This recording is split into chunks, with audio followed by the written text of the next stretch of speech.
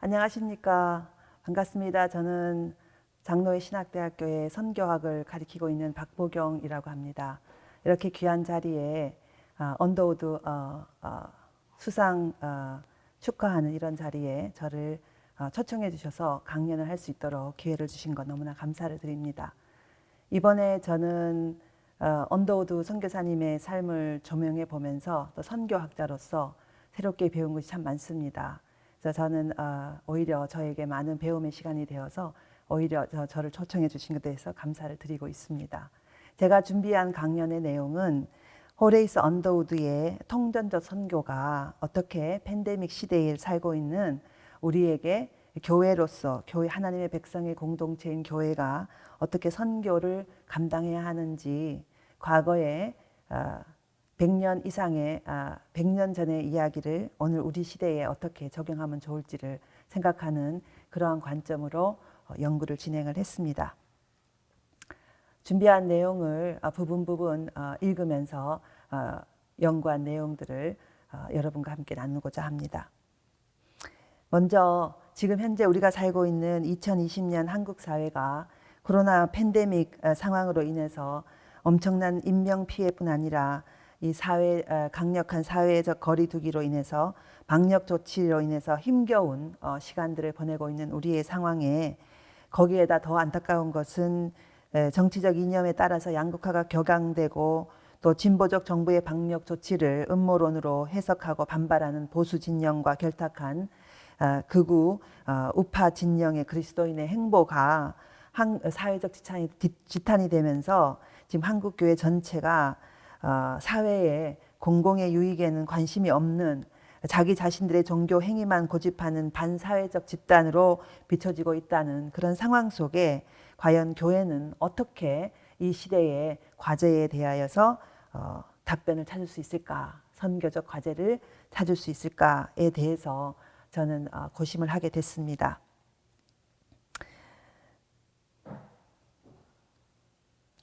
오늘 제가 준비한 내용은 우리 한국 교회가 이러한 상황 속에 우리가 해야 할 선교적 과제는 통전적 선교가 특별히 포괄적 통전적 선교가 우리가 담당해야 할 과제라는 사실을 강조하고자 합니다.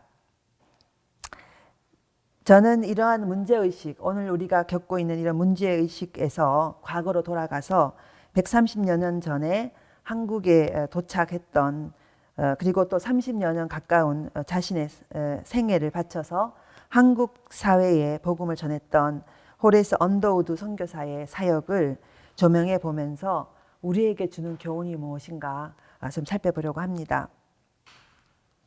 특별히 그의 통합적인 선교, 여러 가지 언더우드 선교사의 사역을 표현하고 있는 내용이 많았는데 특별히 그를 넓은 날개와 복음의 불덩이가 함께 공유하는 사람이었다.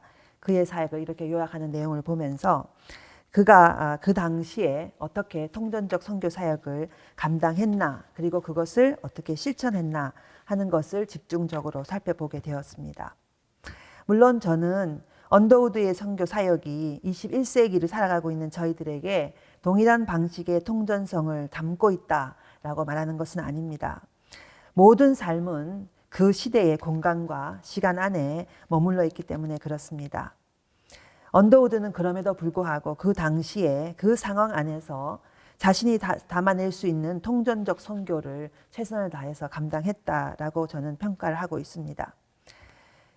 그래서 제가 준비한 이 내용은 30년이 넘도록 자신의 생애를 바쳐서 조선인을 사랑했던 언더우드의 종횡무진의 조선을 향한 헌신적 사역을 선교학적으로 분석하고 우리에게 주는 메시지가 무언가 생각해 보려고 하는 것입니다. 그 다음으로 저는 도대체 그러면 통전적 선교라고 하는 것이 무엇인가를 좀 함께 살펴볼 필요가 있겠다라고 생각이 들어서 저는 연구를 통전적 선교가 무엇인지를 살피는 다음 장의 내용을 다루게 되었습니다.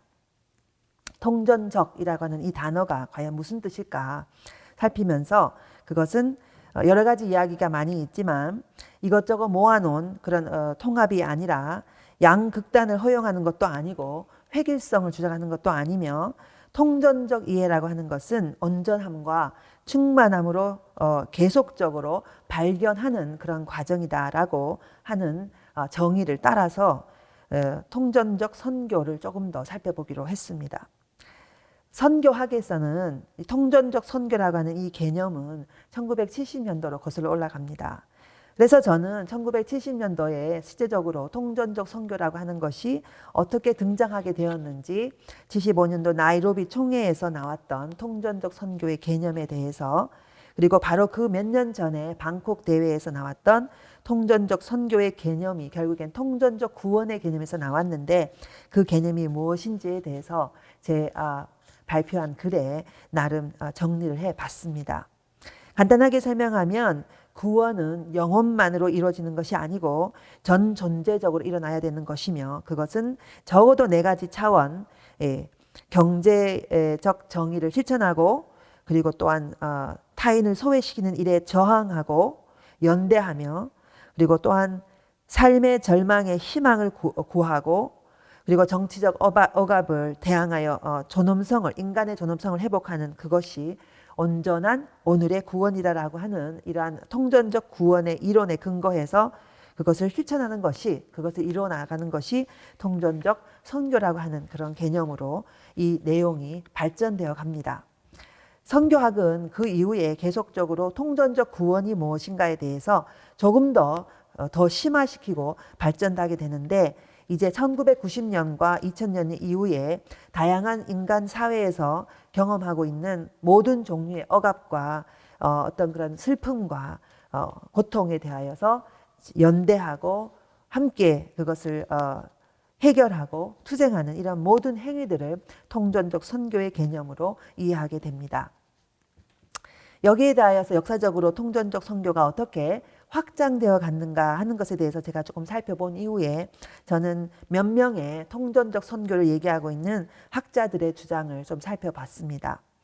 다렐 구도라고 하는 학자가 있는데, 그는 통전적 신학이라고 하는 것은 무엇인가에 대해서 참 탁월하고도 감명 깊은 말씀을 하셨습니다. 저는 여러분께 그 내용을 좀 소개하고자 합니다. 다렐 구도는 통전적 신학을 한다는 것은 예수 그리스도를 통해 완성된 복음 사건이 우리들의 신조와 신학에 의해서 이해될 수 있는 것 이상임을 인식하는 것이며, 그분에 대한 우리들의 증거가 진리에 대한 연약한 인간의 반응일 뿐이며, 깨어지기 쉽고 유한한 인간의 사고와 언어의 그릇을 통해서 표현될 뿐 결코 완전하게 드러날 수 없다는 것을 받아들이는 것, 이것이 바로 통전적 이해를, 통전적 신학을 한다는 것이다, 이렇게 정의 내린 바가 있습니다. 그와 함께 또한 샤론 조지라고 하는 또 다른 여성 선교학자는 통전적 선교를 에베소서에 등장하고 있는 이 풍성함, 그러니까 플레로마라고 하는 이 단어 안에 그 뜻을 찾으면서 진정한 의미의 통전적 선교를 한다는 것은, 통전적 선교 이해를 한다는 것은 결국 삼위일체 하나님의 풍성함과 그 하나님의 통전적 선교 사역이 교회와 온 우주에 가득 찰 때 그 결과 모든 존재의 생명의 충만함을 경험하게 되는 것을 지향하는 것이다 라고 말을 함으로써 다양한 차원의 통전적 선교에 대해서 얘기한 것이 시대적으로 깊은 감동을 받았었습니다. 제가 긴 얘기로 통전적 선교가 무엇인지에 대해서 이 연구한 내용으로는 나름 정리를 한다고 했는데, 여기에서 더 많은 시간을 사용할 필요는 없을 것 같습니다. 그 다음 장으로 저는 이제 언더우드의 생각과 사역에서 발견한 통전적 선교를 한번 찾아보려고 생각을 하게 됐었습니다. 그러면 이렇게 통전적 선교라고 하는 것은 적어도 선교학을 공부하는 저에게는 어떠한 개념인지를 정리를 한 이후에 이 개념이 구체적으로 언더우드의 삶과 생각 속에 발견되는가 하는 것이었습니다. 그래서 저는 이 다음으로 이제 3장에 진행을 해서 언더우드의 생각과 사역에서 통전적 선교의 관점을 찾기 위해서 여러 가지 시도를 했는데, 굉장히 광범위한 본인의 글과 그리고 책, 그리고 다양한 작은 글들이 많았고, 또 그런 글들을 모아놓은 우리 역사학자들의 연구가 굉장히 광범위하게 진행된 것을 볼 수가 있었습니다. 저는 역사학자는 아닙니다. 그러다 보니까 연구해 놓으셨던 모든 내용들을 제가 참고를 하면서 나름 선교학을 가리키는 사람으로서 이 선교학적, 통전적 선교의 관점으로 언더우드를 재조명하도록 시도를 했었습니다. 저희 학교에 계시는 김도훈 교수님이라는 분이 계신데 그분이 언더우드에 대해서 평가한 내용이 있습니다. 한국교회 역사에서 최초의 통전적 신학자, 통전적 활동가로서 언더우드를 평가하는 것은 전혀 틀리지 않다 이런 말을 했었습니다. 언더우드 선교사의 사역에서 발견되는 통전성이 도대체 뭐가 있는가 여러 가지 많이 발견할 수 있었는데 저는 다음에 5가지로 언더우드는 적어도 통전적 선교를 다음과 같이 진행했다라고 나름 정리를 해봤습니다. 첫 번째로 그에게 발견되는 통전성은 복음 전도를 통한 회심과 교회 개척 사역, 그리고 병든 자를 돌보는 치유 사역, 가난하고 헐벗어 고통당하는 조선인들을 향한 참다운 연민에 근거한 구제 사역, 그리고 풍전 등화의 암울한 민족적 격변의 혼란 시기에 민족 재건의 열망을 담고 조선인들을 위한 고등교육 사역과 문명 개화론에 근거한 사회개혁을 위한 문서사역 등이 모두 아우러져 동시에 진행되었다는 점이 그에게 있어서 통전적 선교의 모습을 볼 수 있다라고 간단하게 요약을 드릴 수가 있겠습니다. 그것을 위해서 저는 각각 5가지 항목으로 나누어 봤습니다. 첫 번째로 의료 사역과 복음 전도의 통전성입니다. 준비한 제 글에는 어떤 구체적인 사례를 가지고 통전적 선교를 시도했는가에 대해서 나름 정리를 했지만 발표 시간에 너무 많은 내용을 이렇게 담게 되면 아무래도 좀 지루하게 들릴 수 있어서 한 가지만 제가 여러분에게 좀 나누고자 합니다. 1895년에 지금 우리가 겪고 있는 것과 같이 콜레라가 조선 땅을 휩쓸어 지나갔습니다. 그때에 릴리아스 호턴 언더우드가 당시의 상황을 기록하는 그 글에 보면 남편 언더우드가 어떻게 선교사로서 도시 곳곳의 검역소에 책임을 맡고 또 그와 함께 믿었던 한국인 그리스도인들이 함께 찾아오는 사람들을 돕고 집집이 다니면서 방역을 하는 방역의 방법을 가르쳐주고 소독을 하는 것을 가르쳐주는 일을 했다라고 하는 내용이 나옵니다. 이후에 자신들의 진료소가 콜레라를 치료하는 병원으로 사용되면서 매일같이 아침에는 건강했던 사람이 갑자기 쓰러져서 죽어나가는 엄청나게 슬픈 일들을 지켜보면서 환자들을 치료하는 일에 전념을 하게 되는데 이때에 인력이 부족해서 한국인 기독교인들을 불러 모아서 도움을 달라고 요청을 하게 되고 그래서 당시의 의료 활동과 함께 복음 전도 활동을 할 수 없었음에도 불구하고 이들이 저녁마다 진료소의 뜰에서 예배드리며 찬송을 부르는 모습을 입원한 환자들이 목격할 수 있는 일종의 공개된 전도 활동을 할 수 있었다라고 하는 증언들이 들어있는 것을 볼 수가 있습니다. 자연스럽게 복음 전도와 의료 사역이 통합되는 것을 볼 수가 있는 것입니다. 1899년에도 보면 언더우드가 보고한 한국 선교 역사에 대한 개요에도 비슷한 이야기를 하고 있습니다. 처음부터 이렇게 말합니다. 처음부터 의료 사역에는 복음 전도적 차원이 내재되어 있었다. 한국인 그리스도인들이 섬기고 있는 대기실에는 도서 자료가 갖춰져 있었는데 여기에는 모든 환자들이 볼 수 있는 영혼을 치유하는 위대한 의사에 대한 이야기를 접할 수 있게 만들어줬다. 곧 예수님에 대한 이야기를 통해서 이제 의료 활동이 함께 복음 증거 사역과 통합되었다는 것을 볼 수가 있었습니다. 두 번째로 저는 교육과 복음 전도의 통전성을 발견할 수 있었습니다. 초기에 그의 사역은 복음 전도가 실질적으로 교육과 구제 사역과 함께 통전적으로 진행된 반면에 그의 후기 사역은 복음 전도 사역과 교육 사역이 새로운 방식으로 각자의 고유한 가치를 가지고 선교적 차원을 담아 진행하는 보다 포괄적인 선교 이해로 확장되는 것을 발견할 수가 있었습니다. 이러한 확장은 결국 언더우드가 초기보다 보다 넓게 선교가 넓게 확장되었고 그 넓어진 선교 이해의 근거에서 선교 실천이 이루어지는 것을 볼 수 있었습니다.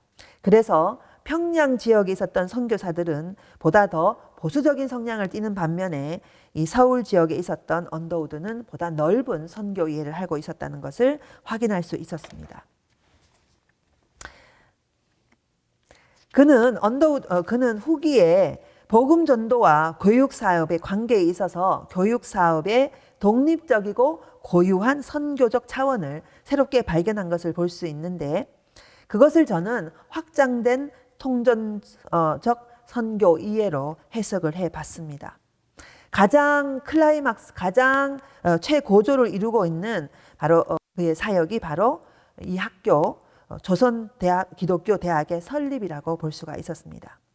제가 쓴 글에는 실제적으로 이것에 대한 평가를 최재건 교수님과 이외에 많은 분들이 미시오 데이를 지향하는 선교의 개념을 그가 가지고 있었다라고 하는 것으로 설명하고 있는 것을 볼 수가 있었습니다. 그러면 어떻게 이것이 가능했을까?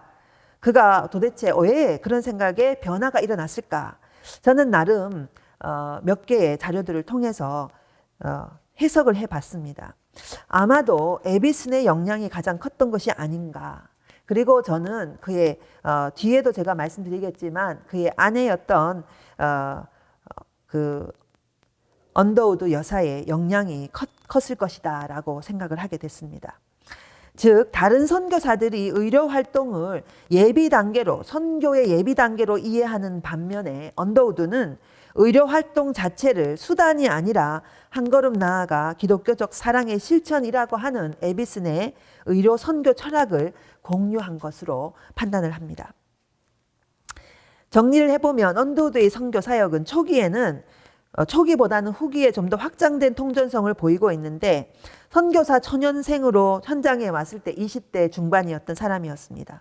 알렌의 선교 사역에 알렌은 매우 넓은 선교 일을 하고 있었는데 알렌이 선교 사역이 잘못될까 봐 의료 활동만을 집중하라고 했던 그의 소극적 접근에 반발을 했던 언더우드였으나 선교 사역의 후기로 갈수록 현장의 문화와 사람들에 대한 깊은 이해가 이루어지면서 그리고 또한 동료 선교사들 간의 갈등이 심화되면서 그 와중에 자신의 뜻을 이해해주는 동료의 선교 이해에 대한 공감이 발생하면서 다양한 경로를 통해서 언더우드의 선교 이해가 확장되었다라고 판단이 됩니다.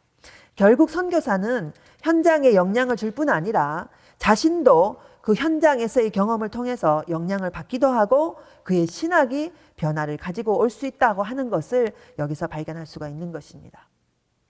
세 번째로 인재 양성의 통전성에서는 간단하게 설명하면 그가 교회의 지도자를 길렀을 뿐 아니라 한국의 사회의 지도자, 한국 사회를 개혁하고 한국 사회를 계몽하고 변화시킬 수 있는 이런 지도자를 양성하는 일에 몸바쳤다 하는 것이 그 핵심 내용이라고 할 수 있습니다.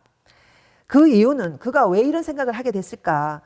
여러 가지 자료들을 분석하고 나름 정리하면서 그는 인재 양성이 현실 참여적 그가 이제 인재 양성이 왜 필요한가? 현실 참여적 인재 양성이 왜 필요한가에 대한 그의 인식은 조선 왕군과의 협력이라든지 일본 제국의 폭력적 간섭과 무참하게 죽게 된 조선 사람들에 대한 안타까운 마음들 그리고 기독교 복음에 열렬하게 반응했던 평북 지역의 청년들이 왜 기독교로 이렇게 회심하는가를 살펴보면서 단순히 종교적 이유가 아니라 좀 더 넓은 현실 참여적 이유로 개종하고 있다는 것을 주목해 보면서 그가 사회개혁적 관점이 더 많이 들어왔다라고 평가를 할 수가 있었습니다.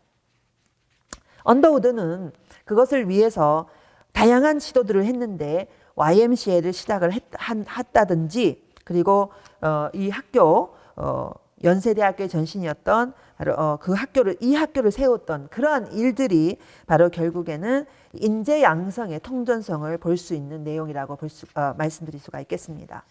제 글에는 숭실대학교와 연세대학교의 그 시작점이 어떻게 달랐는가 하는 것, 평양에서 시작되었던, 그리고 평양의 선교사들이 끊임없이 견제하면서 이 학교가 세워지는 것을 막았을 때에 그가 어떠한 정신으로 이 학교를 시작했던가, 그리고 어떻게 기독교인들만을 대상으로 하지 않으려고 했던 그의 넓은 세계관을 볼 수가 있다라고 정리를 했습니다.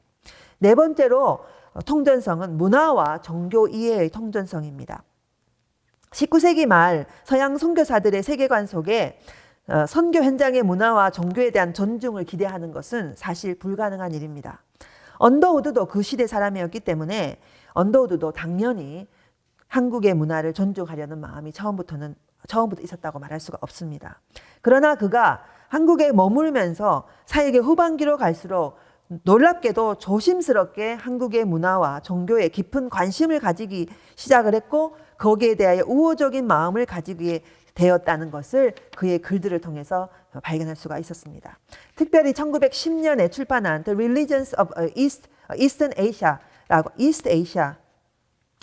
Asia라고 하는 책에 보면 한국과 중국과 일본을 비교하면서 종교에 대해서 쓰고 있는 책의 내용입니다. 여기에 보면 아주 독특한 주장을 하고 있는데, 당시에 서구 사회에서 가장 팽배했던 진화론적 관점의 종교 이해에 정면 도전하고 있는 내용을 볼 수가 있습니다. 그는 종교 진화론자들이 자연에서의 진화와 같이 종교도 저급한 종교에서 높은 종교로 진화한다라고 주장했는데, 그 주장에 대해서 이제 한국 사회에서의 문화와 종교의 경험을 실례로 가지고 오면서 정면 도전을 하고 있습니다. 어떻게 그것이 가능했는가? 그것은 이 한국 사회 안에 있는 종교에 대한 깊은 이해와, 이제 나중에 또 본문에 나와 있지만 언더우드는 누구보다도 한국 문화, 한국 언어를 매우 일찍 배우고 그 현지 언어를 아주 능통하게 하는 사람이기도 했었습니다. 그래서 많은 이 성경책뿐 아니고 사전과 같은 이런 것들도 번정하는 이런 것들이 결국에는 문화에 대한 깊은 이해로 이어지게 되면서 한국 종교에 대한 이해로 이어지면서 그 당시에는 볼 수 없는 깊은 종교에 대한 통전성을 볼 수 있다라고 하는 것입니다. 이 견해는 후에 신명 선택의 문제, 즉 우리 한국에서 하나님이라고 하는 이름이 사실은 한국의 전통 종교 안에 있는 신개념인데, 이것을 선택했다고 하는 것은 사실 그 당시에 중국과 일본에서 새로운 단어를 선택해야 된다라고 하는 이미 선택되어 있는 단어가 있었는데, 그것을 배제하고 우리 한국 전통 종교 안에 있는 하나님이라고 하는 이 단어를 선택한 것, 이것은 매우 획기적인 어떤 결과이며, 획기적인 우리 선교학에서는 말하는 상황화의 시도였다라고 말할 수가 있는 것입니다. 이 모든 것은 언더우드가 한국 종교에 대한 깊은 이해와 연구가 없었다면은 결코 불가능한 일이었다라고 판단됩니다. 마지막 다섯 번째로 교회 이해의 통전성인데, 이것은 간단하게 말하면 그가 교회의 한 종파와 한 교단에 어떤 심취하기보다는 굉장히 넓은 교회 이해를 가지고 있었다. 그래서 에큐메니칼적 교회 이해를 가지고 있었다라고 하는 점인데, 어떻게 그것이 가능했냐라고 하는 점에 있어서는 그의 삶의 여정 속에 이미 어릴 때부터 다양한 교파와의 접촉을 통해서 자연스럽게 몸에 그것이 들어 있었고, 그래서 한국에서의 사역 또한 연합 활동을 강조했고, 처음부터 끝까지 계속적으로 그 중요성을 강조해 왔던, 심지어는 이 대학조차도 감리교와 장리교가 함께 연합대학을 만들어야 된다라고 꿈꾸었던 그런 높은 교회관을 가지고 있었다는 것을 살펴볼 수가 있었습니다. 이제 3장을 요약을 하면, 언더우드의 선교 실천이 통정적이었던 것은 처음부터 형성되었다기보다는 다양한 현장에서의 다양한 접촉과 만남을 통해서 형성되어 갔다고 보여집니다. 제가 2장에서 주장했던 말은 통전성이라고 하는 것은 과정이라고 말씀을 드렸었습니다. 언더우드의 삶과 생각, 실천의 모든 면보에 이러한 통전성을 향한 여정이 나타나고 있는 것입니다. 이제 4장으로 넘어가겠습니다. 그렇다면 이 과거에 130년, 140년 전의 역사의 한 인물이 우리에게 주는 우리 21세기를 살아가고 있는 팬데믹 시대의 아픔의 현장을 살아가고 있는 우리 한국교회의 선교는 어떻게 해야 하는가에 대해서 이야기하고 있는 부분을 이제 좀 나누려고 합니다. 저는 21세기를 살아가는 우리 시대의 통전성은 포괄적 통전성이어야 한다라고 주장을 합니다. 그리고 그 포괄적 통전성이 무엇인가에 대해서 다음에 몇 가지로 여러분에게 좀 나누려고 합니다.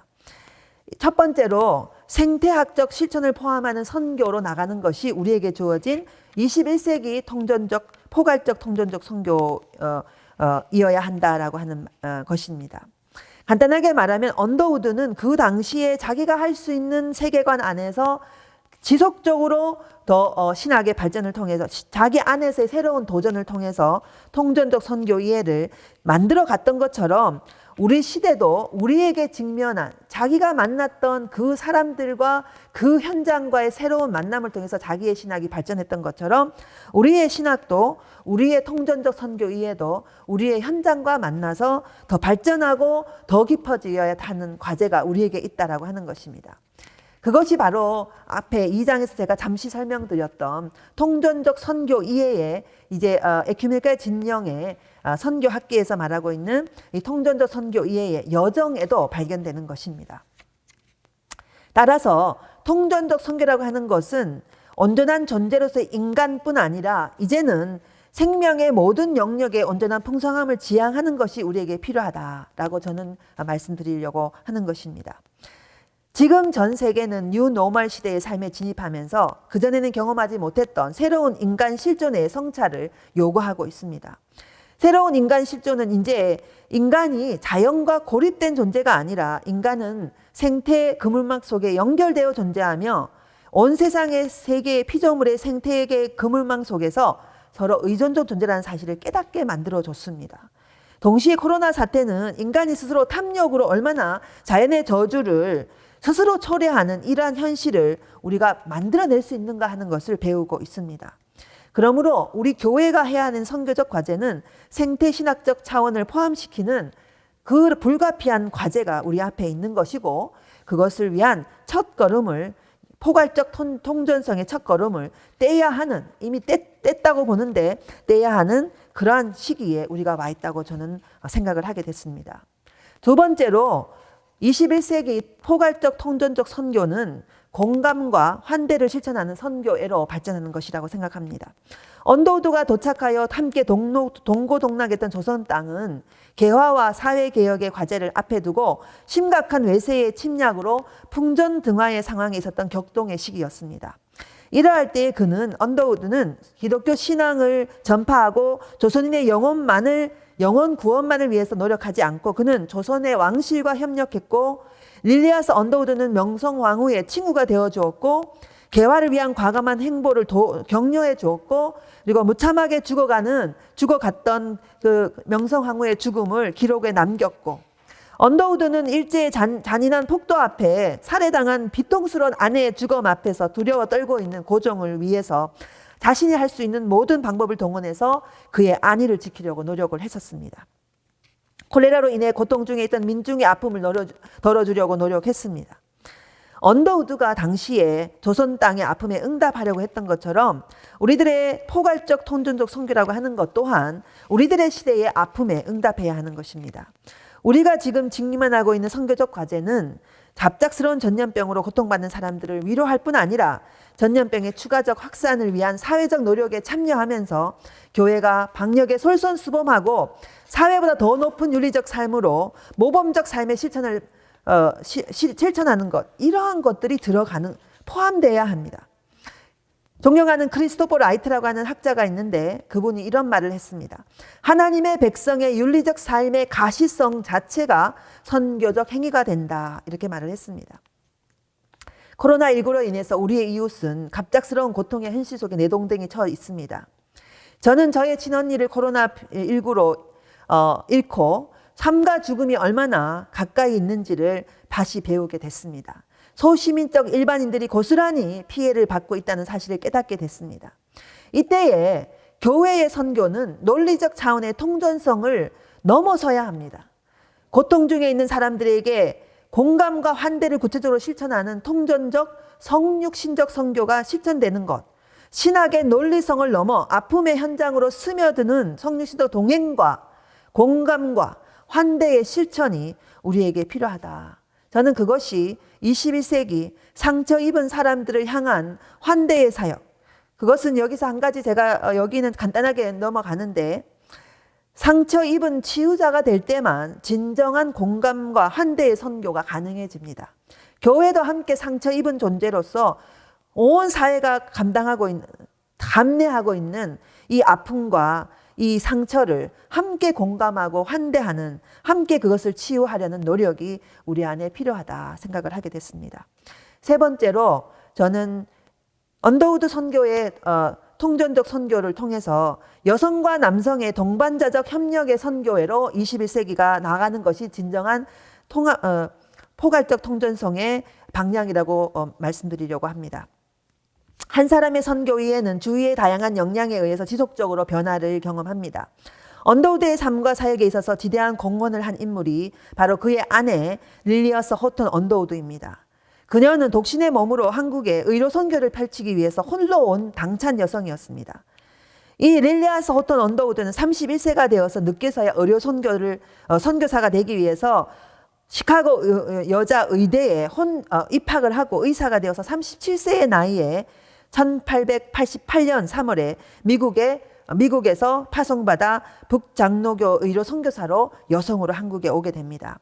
그는 처음부터 여성을 위한 사역을 하다가 38세의 나이에 자기보다 8살이나 아래인 언더우드와 결혼을 하게 됩니다. 처음부터 독신 선교사로 왔기 때문에 그는 다른 누구보다 뚜렷한 선교사의 자의식을 가지고 의료 선교사에게 중요한 역할을 했고, 명성황후와는 남다른 우정을 만들어내는 탁월한 외교력을 지닌 사람이기도 했습니다. 릴리아스 호톤 언더우드의 모습은 그 당시 빅토리안 시대의 전형적인 여성상과는 매우 다른 여성의 모습이었습니다. 8살이나 많은 연상이었던 그녀의 생각이 자연스럽게 언더우드에게 통전적 선교 이해를 형성하는 과정에 아주 영향을 미쳤다고 볼 수밖에 없습니다. 릴리아스 호턴 언더우드는 또한 문장력도 뛰어난 문필가였습니다.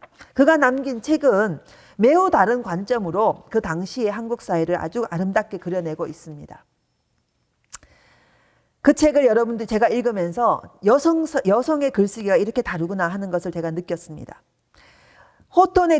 릴리아스 호턴 언더우드의 글을 읽으면서 선교 역사의 기술에 있어서 남성 중심의 역사 기록을 극복해야 하는 것이 얼마나 중요한가 저는 다시 한번 깨달았습니다.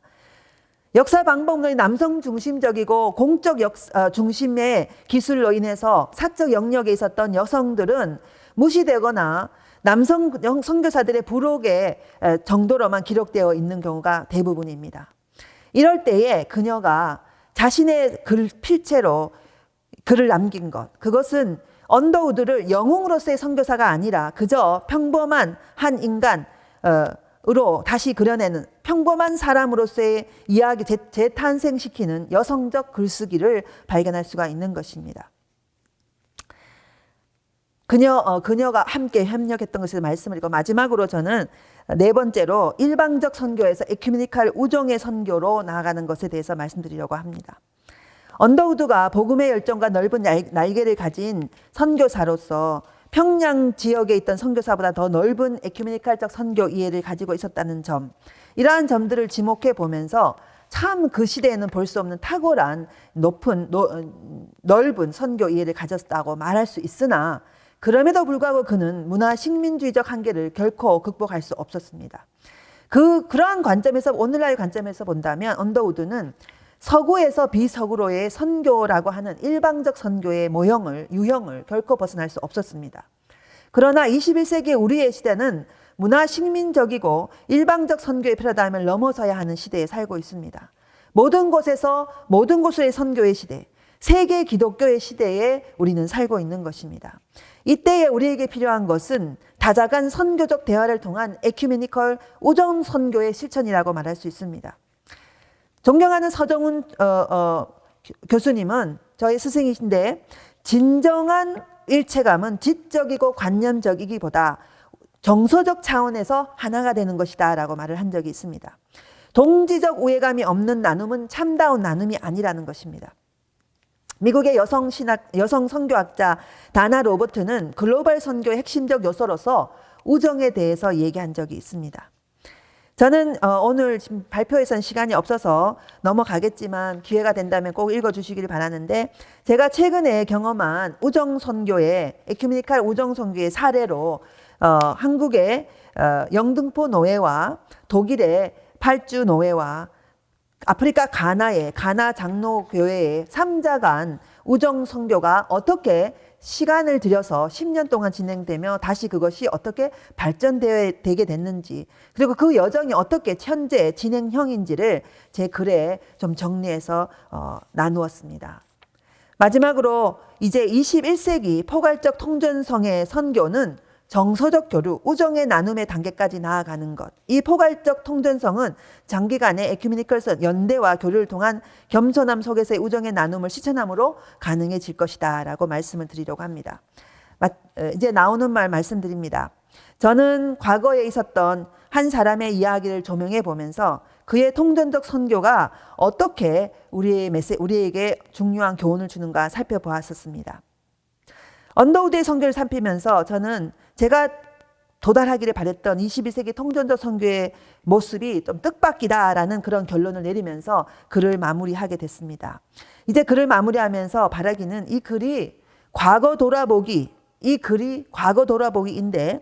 그 과거 돌아보기가 우리가 직면한 문제의 현재 해답 찾기뿐 아니라 미래로 향해 가기의 단초가 되기를 바라며 저의 발표를 마치도록 하겠습니다. 감사합니다.